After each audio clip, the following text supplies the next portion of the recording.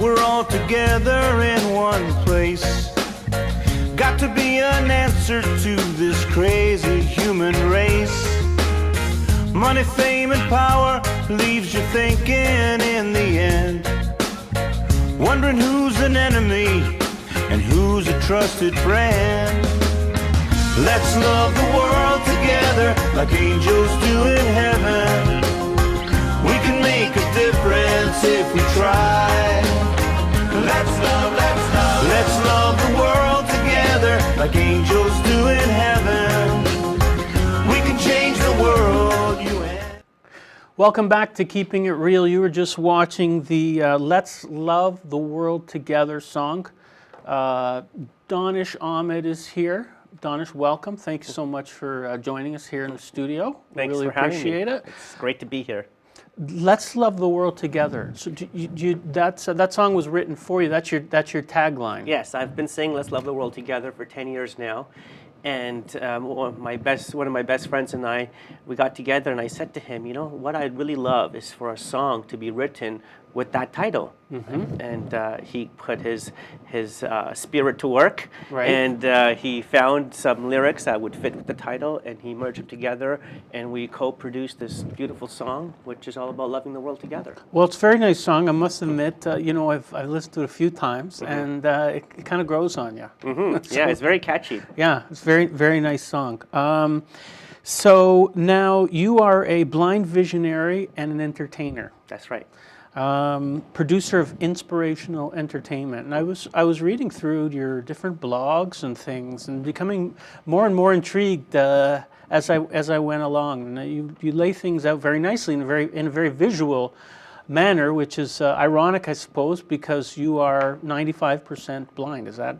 That's correct. Right? I can only see about this far in front of me, so I don't know what you look like. You don't know? Okay, but people ask you sometimes, well, how do you do all this work on the computer? But I guess you can actually see what's on the computer with certain tools that you have? I find it a very fascinating question because, yes. You know, in our world, the computer is actually the easiest thing for me to use. Right. See, if someone gives me a piece of paper, I can't change the size of the piece of paper, I can't change the font, can't change the color, can't change the contrast. At the best, I can use a magnifying glass, but that's very limited. Mm-hmm. If you send me a Word document, on the other hand, I can do anything I want with it. Right. I can make it whatever color, whatever font, whatever size. I can put it on my big screen TV.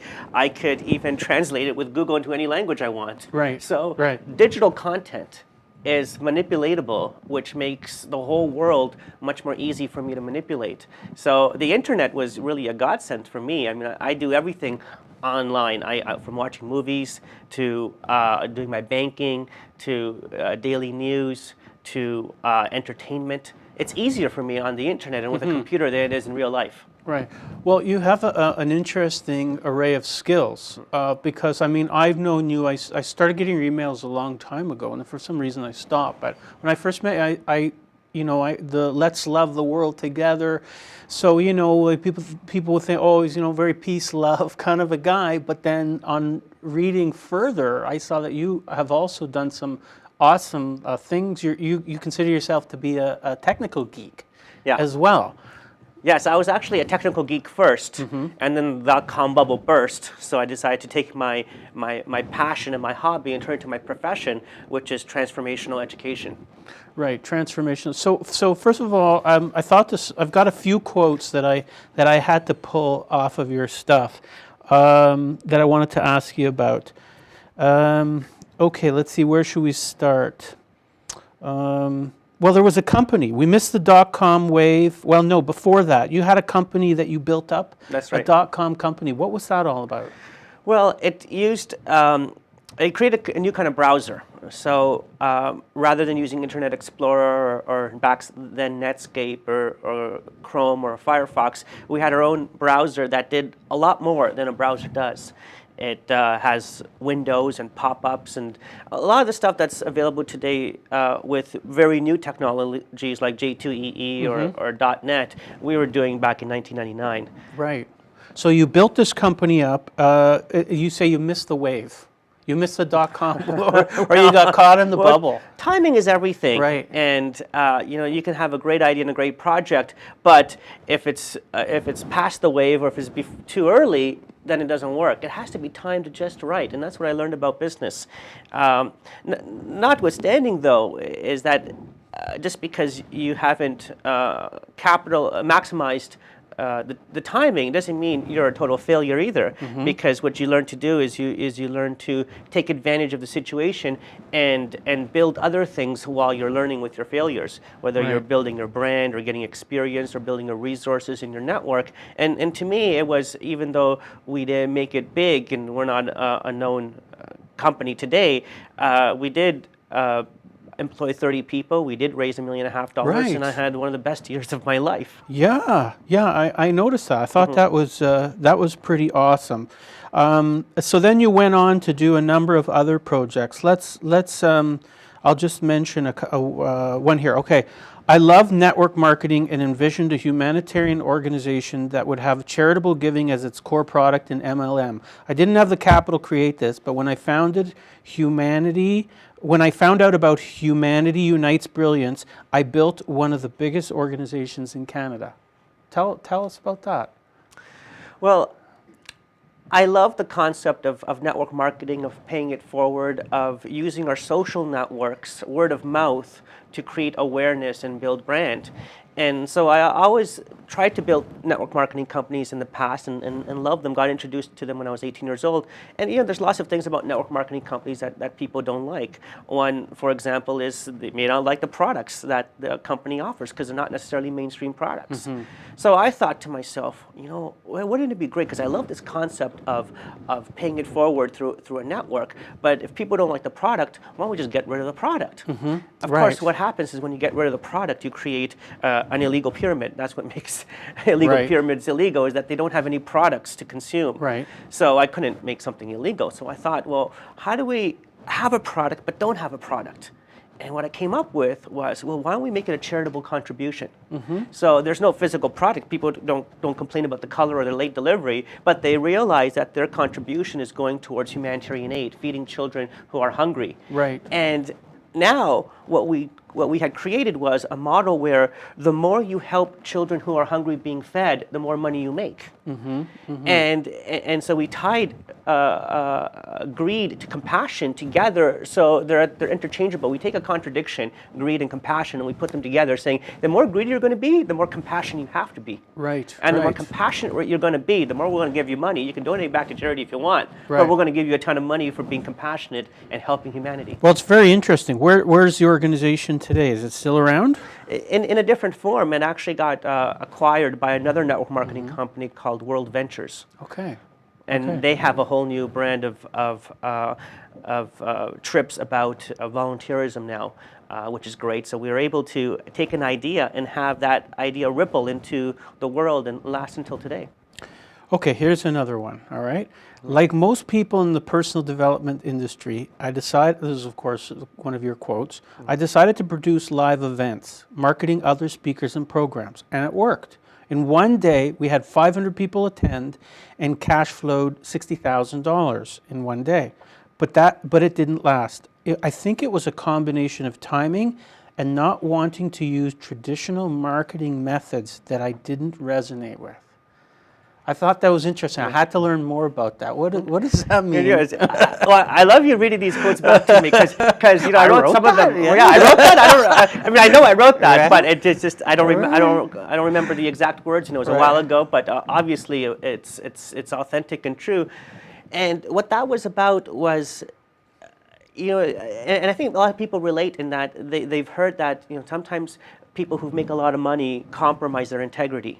And it's always an art of how do I make money in a way that has integrity, that makes me feel good, where I can go to bed at night with a good conscience. Good point. And what I felt was, and this is not to paint the whole industry, but the personal development industry that was promoting seminars and live events, there was a big percentage of it that was utilizing those techniques in an unintegrous way. So for example, they do psychological manipulation and neuro-linguistic programming to have people feel like they need to run to the back of the room with their credit cards in their hand to buy the next $5,000 product, which may or may not benefit them. And it was interesting and sad at the same time. And I decided I didn't want to partake in that model of remuneration. Well, good for you. Good for you for doing that, because it's not all about the money. And yes, it's nice to make money, and I'm right with you on that one. But and it's a tough battle, because where do you draw the line? I mean, if we look at our society, that happens everywhere. I mean, advertisers use mainstream media and the news media to manipulate us and use other hypnotic techniques. Right. So does someone not go into the media industry? In some ways, you can't. The argument is you can't avoid it. So you gotta pick your poisons.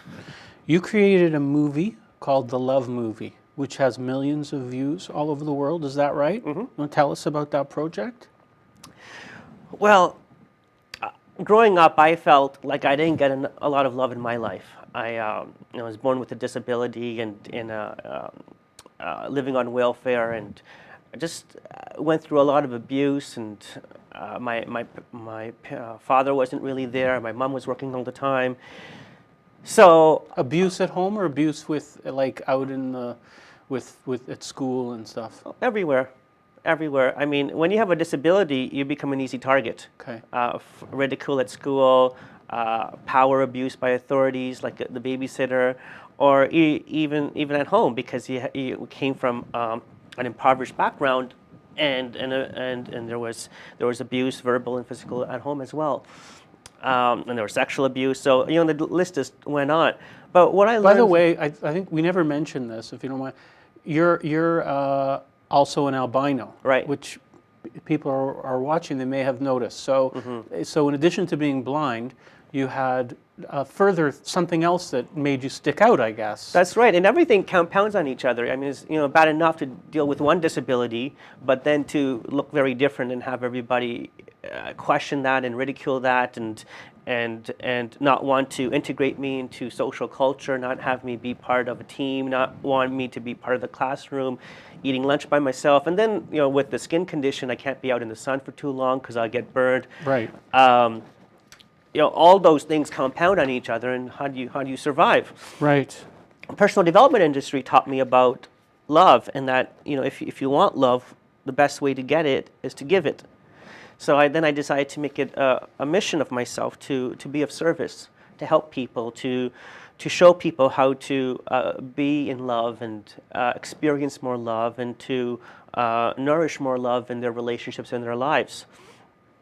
And with our ADD culture, getting together with friends and brainstorming, how can we make that difference?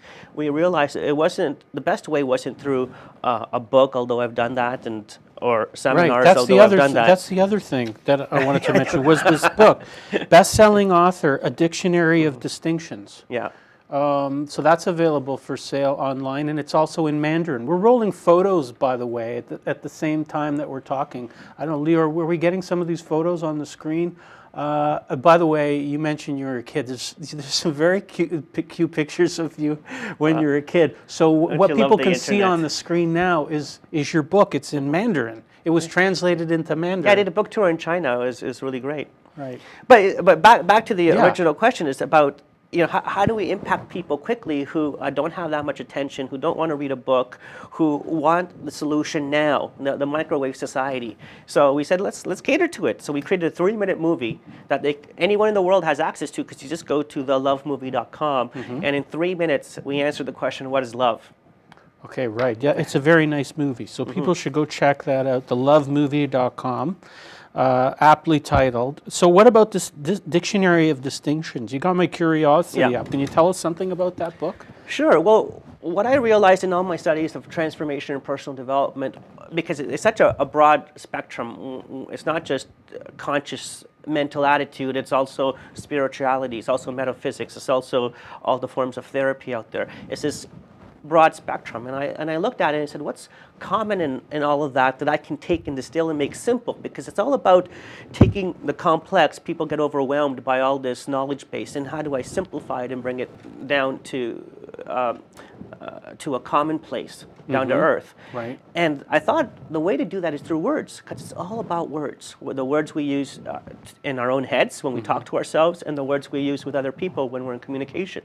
And that's why my company was called Ordinary Words. Okay. So my first book was then about the words we use in our language that we sometimes commingle, that we think are the same, that we use as synonyms, but they're actually different because they have different cultural contexts and different nuances. And when we use them more precisely in our communication, then we have more power. Yes. Because we're communicating more effectively. Right, yeah, words are very important. And I guess especially if you don't have your site, you know, then what do you have, I guess? Well, there's many other senses, obviously, but words, so your domain is actually ordinarywords.com, which is a great domain, by the way. Can I mention one or two other quotes that I found very intriguing in looking through some of your work? I didn't want to go, this is Donish's quote, I didn't want to go to university, but since everyone was convinced on how much of a difference it might make to me, I tried. After a few weeks, I was disgusted with the bureaucracy, immaturity, and overall incompetence of the institution. I didn't quite understand how such an inauthentic and immoral institution could get so much praise in our culture until I discovered this awakening film. You're referring to a movie in particular, but can you give us a little why you have such a bone to pick with our educational institutions?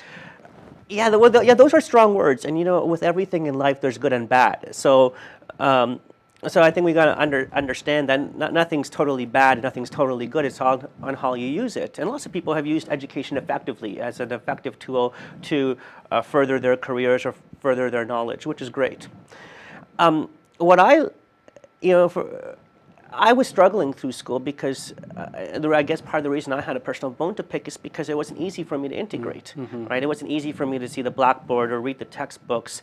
And although teachers wanted to help and they wanted to try, the institution couldn't because there wasn't enough facility there to do that. And what I learned though is, you know, for all the things that education I talked badly about, and when I was growing up, I was confused. I was like, why is it like this? And what life teaches is that it gives you the solutions to the questions you keep asking. So as I kept asking, why is this messed up? Why is it like this? I actually got answers as to, you know, they weren't messed up because of incompetence necessarily. Sometimes it was intentional. So, you know, the institutions are set up a certain way or have evolved a certain way in our society because of our social structures. And realizing that actually gives us power. So when we look at our educational institution, they were first designed to have people be employees. They were designed in a military context, so that people would be obedient. Think of the bell that goes off like in a factory, and people move from class to class. Well, society has evolved much further than that. You know, we're not at that stage anymore. And although it was great for the Industrial Revolution, which taught people how to have jobs and be in factories, that was great. Now we're at the point where people are entrepreneurs again, and people need to think outside of the box, and people don't necessarily have bosses, but they do freelance work, or they do contract work, or they use social networks rather than corporate structures or media for promotion. And that whole way of thinking and being is different than what our traditional education system teaches. Right. Okay. Fascinating, Donish. Unfortunately, we're out of time. I think we could definitely spend a whole hour speaking with you. One of the pictures we're rolling is a picture of you can see, people would see your back, and if they're wondering, you actually had one time when you were doing, you did some nude modeling or something. But listen, maybe that's something we should save for next time. Will you promise to come back? There's a lot more we could talk about, including having you maybe host a show here at All Talk TV. I'd absolutely love to. Okay, that's terrific. Well, we could use your help and your ingenuity as well. So you've been listening to Danish Ahmed. The website ordinarywords.com, and he is a blind visionary and an entertainer, producer of Inspirational Entertainment. And check out thelovemovie.com as well. And his book called A Dictionary of Distinctions. Look it up, download it, buy it online, and away you go. Thank you very much, Donish, for coming to the studio. Let's love the world together. Let's do it. Let's love the world together, right here on All Talk TV. We're going to take a very short break, and when we come back, we're going to be talking to Albert Frank, how to watch out for the crooked real estate vendor. And then he's going to be starting his blog. We may not be broadcasting his vlog right here live, but you'll be seeing it coming out soon, I'm sure. Thanks for being with us today here on Sunday morning on All Talk TV. We'll be back after this very short break.